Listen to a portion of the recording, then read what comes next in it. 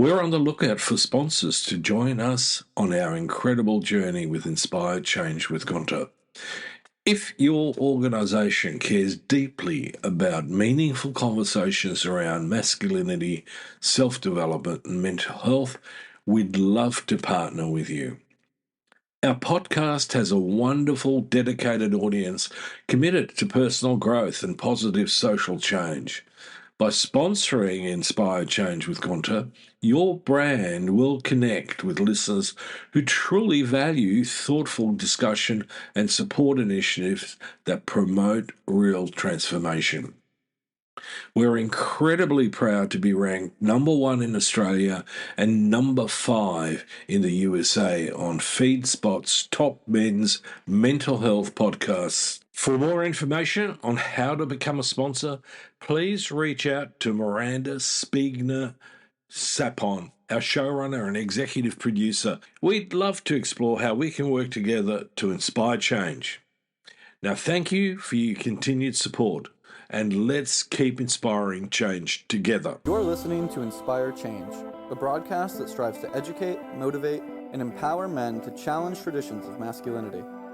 To guide us through the intricacies and intersections of emotions, relationships, and male identity is renowned psychologist, author, and speaker Gunter Swoboda. This is Inspire Change. Before I begin the actual podcast, I would like to respectfully acknowledge the Gadigal people of the Eora Nation, who are the traditional custodians of the land on which I work. I would also like to pay my respects to their elders past and present. Welcome everybody to another episode of Inspired Change with Gunter. In the early months of 2000, a woman in her mid-50s stood in a London studio in front of an orchestra. Many of its players drawn from the London Symphony Orchestra. And she sang a song she'd written when she was 23.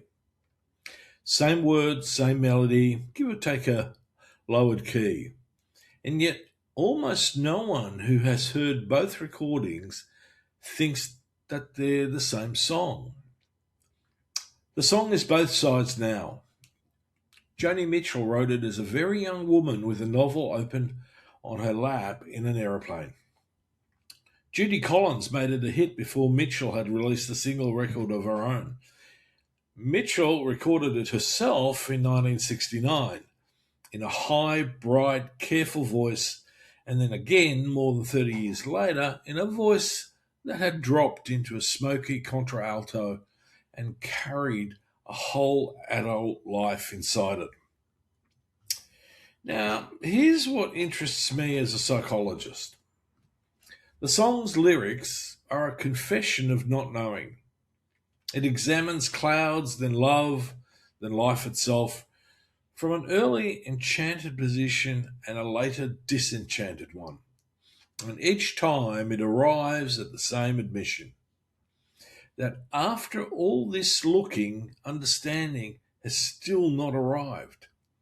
When a 23-year-old sings that, we tend to hear precocity.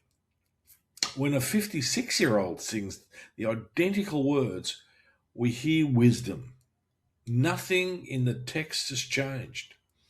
What changed was the life standing behind the voice.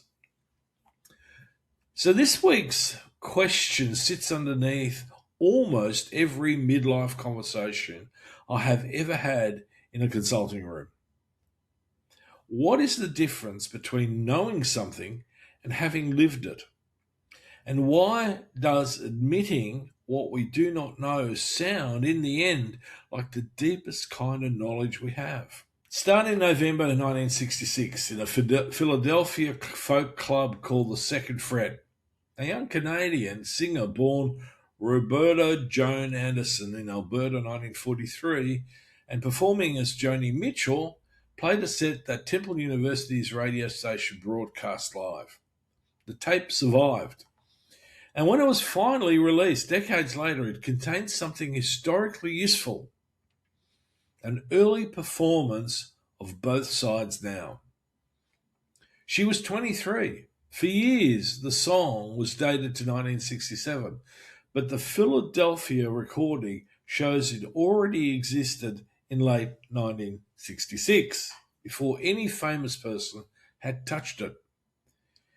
Mitchell gave her own account of where it came from in an interview with Robert Hilburn of the Los Angeles Times in 1996. She was reading Saul Bellows' novel Henderson, the Rain King, on a plane. And early in the book, Henderson is also in the air, flying to Africa. Mitchell said, I put down the book, looked out the window, and saw clouds too. And I immediately started writing the song. She added that she had no idea it would become as popular as it did. In Bellows' novel, the passage she was reading has Henderson reflect that as a boy he dreamed up at the clouds. Now he looks down on them from above. And a person who's seen the clouds from both sides ought to be able to face death without terror. Mitchell, at 23, took the geometry of that image and turned it away from death and towards life.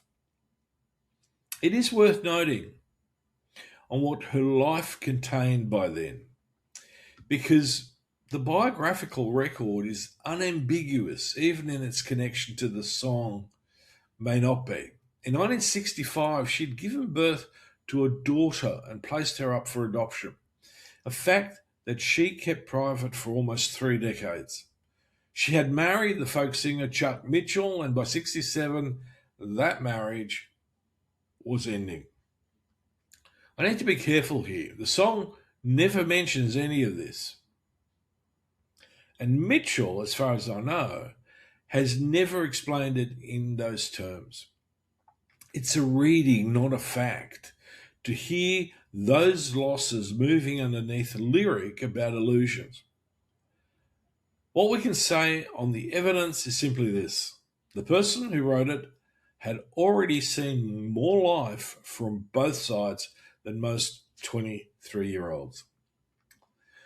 The song then travelled in a way that tells you something about the era. The first commercial release wasn't hers. Dave Van Ronk and the Hudson Dusters put it out in June 1967 under the title Clouds. Judy Collins recorded it for her 1967 album Wildflowers, and when her version was released as a single in October 1968, it climbed to number 8 on the American pop chart and won the Grammy for Best Folk Performance early the following year. According to Dave Yaffe's biography, Reckla's Daughter, Mitchell disliked the hit version for all the publicity it brought her. Her owner recording arrived in May 1969 on an album she pointedly named Clouds.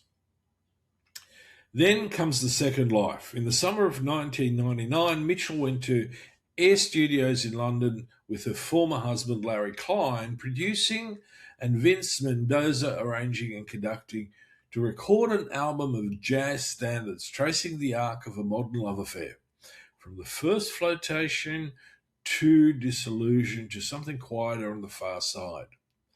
She placed 2 of her own songs inside that arc. Both sides now closed that record. Jazz musicians of the first rank, Herbie Hancock and Wayne Shorter among them, played on the session. It was released in February 2000 and won 2 Grammys afterwards, including one for Mendoza's original orchestral arrangement of the title track. The critic Norman Weinstein, reviewing it that month in the Christian Science Monitor, described what 3 decades had done to the instrument itself. The girlishly enthusiastic soprano had become a husky contralto. And he noticed something else, which is where the psychology begins. He wrote that Mitchell had never in her career sounded so seriously involved in a lyric. So let's look at what this song actually does structurally before any orchestra gets even near it. 3 subjects: clouds, love, and life. Each is examined twice. once from an early position of enchantment and once from a later position of disenchantment.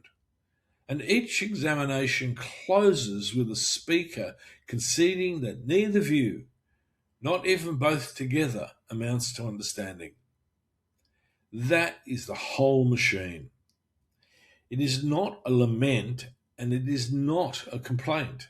It's an inventory conducted by someone taking up a position outside her own perception and reporting honestly on what she finds. Psychology has a name for the process the 2000 recording enacts. In 1963, the psychiatrist Robin Butler published an interesting paper that changed how we might think about reminiscence in later life. Looking back, he argued, is not a symptom of decline. It's a developmental task, a naturally occurring review of one's life in which old experiences are revisited, reinterpreted, and, if things go well, integrated. Erik Erikson had already framed the final challenge of the life cycle in similar terms, as a reckoning between integrity and despair, between accepting the one life you actually lived and being embittered by it. What makes Mitchell's case so unusual is that the review is not private. She re-entered a text she'd written at 23 and sang it again at 56, with a whole span of the intervening life audible in her voice. The song became the instrument of the very process it describes. Now, developmental research also offers a finding that maps onto the song's structure with almost uncomfortable precision. The psychologist Gisela Labouvière spent years studying what she called dynamic integration, the capacity to hold positive and negative feelings together in a single complex representation of one's life, rather than splitting the whole experience into either good or bad. Her research suggests this capacity tends to deepen from youth through middle adulthood. A lyric that insists on seeing wins and losses, ups and downs from both sides at once. And it refuses to collapse them into a verdict, and that a capacity might be written out in a miniature. My reading is that Mitchell drafted at 23 the emotional architecture that most of us only grow into decades later. The young woman built the frame. The older woman's voice fills it. Then there's the question of why the refrain's admissions sound like wisdom rather than defeat. Paul Baltes and Ursula Staudinger, who led the major research program on wisdom in Berlin, defined it as expert knowledge in the fundamental pragmatics of life. And one of its non-negotiable components is recognizing and managing uncertainty. The wise person is not the one with the most answers. It is the one who knows precisely where their answers run out. By that standard, the refrain of this song is not a shrug, it is a finding.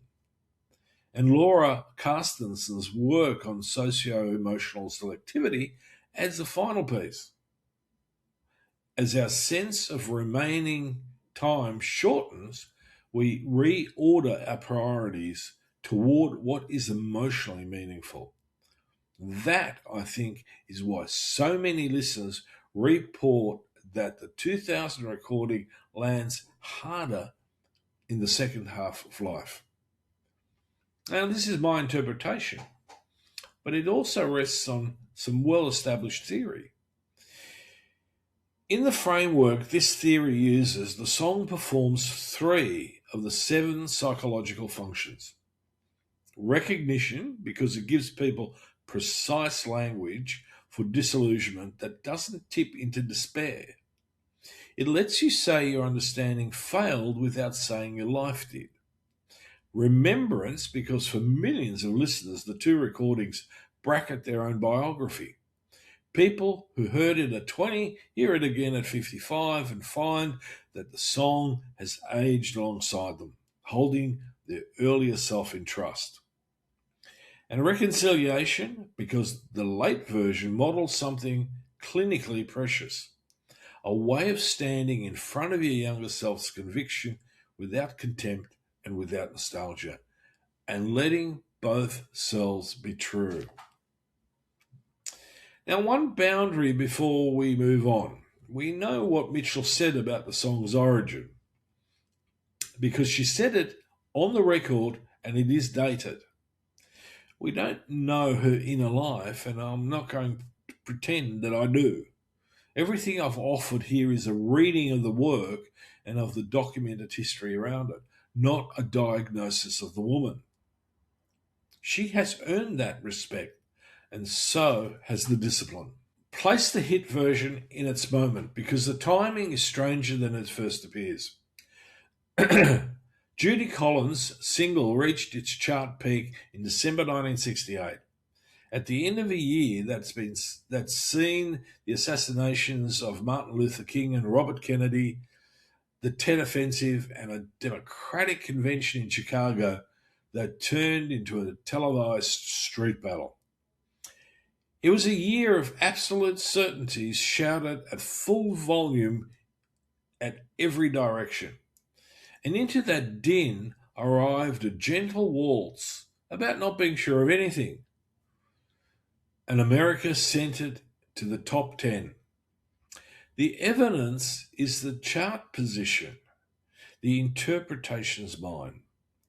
I think a country exhausted by conviction found relief in a song that admitted confusion out aloud. And it seems to me that this is just as timely now. There's also a gender story here, and it deserves naming. Mitchell wrote one of the most covered songs of the 20th century before her own first album existed, and the world met it through other voices. Collins had the hit. Frank Sinatra recorded it within a year of his own album cycles. The industry, run virtually entirely by men, was happy to take a young woman's song while treating her as an ingenue. And for decades, the standard critical line held that a 1969 recording was naive and the 2000 recording was wise. I want to push on that frame, because the wisdom was in the text all along. And the text was written by the 23-year-old. What aged was not the insight. What aged was our willingness to believe that a young woman could possess it. The husky voice of 2000 did not create the song's authority. It finally made that authority audible to people who had refused to credit it in a soprano. The song's cultural afterlife tells you that two recordings now do different jobs. The orchestral version carries the freight of midlife reckoning. It scores Emma Thompson's silent collapse in Love Actually, one of the most discussed scenes of grief in modern cinema. The early versions carry youth and its confidence. A Collins or a bright young voice turns up in a film, and in a film. And in the Oscar-winning Coda, a teenage girl sings it to the audition for music school while singing it to a deaf family. Television found it too, in the famous Mad Men scene between a father and his daughter. In 2010, it opened the Winter Olympics. And in June 2026, CBS placed it among the 250 essential American songs of the past 2.5 centuries, which is, in its own way, a kind of irony for a song written by a Canadian over Saskatchewan-sized clouds. So, why does this song endure? Well, partly because it's unfinished on purpose. Most songs close their argument. And this one actually refuses to do that. It sets up two sides and then declines to tell you which one wins, which means every listener's life is invited to complete it. You can't outgrow a song that already contains your future disillusionment and treats it kindly. At 20, it reads as a warning you don't yet need to heed. At 40, it reads as a report on where you live. Later still, I suspect, it reads as company. That last sentence is speculation, and I'm happy to own it as such, but it is speculation informed by a great many conversations with people in the second half of their lives. Partly too because of the double recording, which is close to unique in popular music. Other artists re-record old hits. Almost none re-record a song about the limits of understanding after 33 more years of understanding, with the change written into the voice itself. The two versions together form something like a longitudinal study with a sample of one. And listening to them in sequence gives ordinary people a rehearsal for one of the hardest psychological maneuvers there is, holding your younger and older selves in the same frame with compassion for both. And partly because of how music binds to memory. Songs encoded in adolescence and early adulthood keep privileged access to autobiographical memory for the rest of our lives. That is one of the most reliable findings in music psychology. This song does something rarer. It gets encoded twice. People meet it young in one voice and again in midlife in another. And each version indexes a different self. Very few cultural objects offer that. A photograph shows you what you look like. This song plays you what you believed. Now, rounding this off, I'm going to, as always, give you some reflections. 3 questions to take with you this week, each a little wider than the last. First, close to the song itself.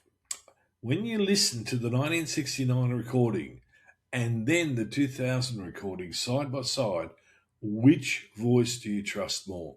And what exactly in your own history makes you trust it? Second, what is one thing you were certain about at 23 that you have since seen from the other side? Not the lesson you would put on a greeting card, but the actual change of position and what it cost you to make it. Third, the widest one. If admitting that we really do not know life in the beginning of maturity rather than the failure of it, what would change in how you speak to the people who are younger than you, and in what you allow yourself to say out loud and about your own uncertainty? Now, for Patreon members, this week's exercise is called the Both Sides Inventory. It is a 30-minute writing practice built directly on the song's central device, describing one settled chapter in your life from the view you had held then and the view you hold now, and then writing honestly about what you still cannot see. It is contained, it is practical, and you need nothing but a notebook. And here's a suggested conversation. Find someone at least 20 years older or younger than you. Each of you listen to both recordings in your own time. Then compare notes on one question only. Which version felt true and why? The gap between your answers is the interesting part. Now, for this week and this week only, I am not going to record a video for Patreon. I want you to go there because the exercise will be there for you to work with. It's basically because I've got some pressing business to attend to, and so taking some more time, especially today, is not going to make the news. So just go to the Patreon side and you'll find all you need there to do the exercise. Now, this is me. I'm Gunter Swoboda. This has been another song that made us. And all of this is part of Inspire Change. So until next time, stay standing. You know, on this show, we talk a lot about living with purpose, slowing down, paying attention, and being intentional about the choices we make every day. Because when we simplify the noise around us, we can better hear what really matters. Empathy, connection, and showing up as the best version of ourselves. That's why I'm genuinely pleased to welcome our newest sponsor, Distill Union. Their philosophy aligns beautifully with what we do here. Distill Union creates slick, thoughtfully designed essentials, wallets, key organizers, phone cases, all built with a less is more approach. Their Wally wallets, Ferris key organizers, these are everyday tools that make life easier, cleaner, and calmer. In that simplicity, there's space for clarity. There's space for change. As a thank you to our Inspire Change community, they're offering 20% off any product with the promo code Inspire Change. Have a look, try them out, and see how simplifying your day can open the door to something deeper. Visit distilledunion.com and enjoy 20% off any product with the promo code Inspire Change. That's distilledunion.com with promo code Inspire Change to check out. Hello to all our listeners. We thank you for tuning in and supporting positive social change, which makes you a part of Gunter's efforts in transforming not only men's lives, but lives in general. And we are grateful that you have joined us. We want to extend a huge thank you to our listeners in Pittsburgh and Philadelphia for bringing Pennsylvania up to number 3 on the top 10 USA listeners list. And to our global listeners, we extend our gratitude to our listeners in Pristina for bringing Kosovo to number 20 for the first time. And to our listeners in Reykjavik for moving Iceland up to number 18. Congratulations! You made it to the top listeners list. I, Devonna Prinzi, the co-executive producer, and our showrunner, Miranda Spigner-Sapone, sincerely thank you and ask that you please take the time to like, follow, subscribe, and share as your efforts make a difference to everyone here at Inspire Change with Gunter.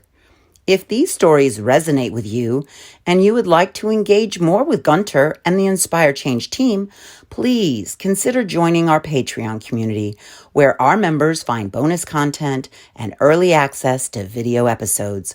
Membership awaits at patreon.com/Inspire Change. That's patreon.com/INSPIRECHANGE. As always, thank you to each and every one of our listeners. And most importantly, please keep inspiring positive social change. Love to hear from you. And if you're interested, please check out my work on www.gunterswoboda.com or www.goodmengreat.com. Thank you for listening to Inspire Change, a broadcast that strives to educate, motivate, and empower men to challenge traditions of masculinity. For more information on the Making Good Men Great movement, or for individual or group coaching sessions with Gunter, visit goodmengreat.com.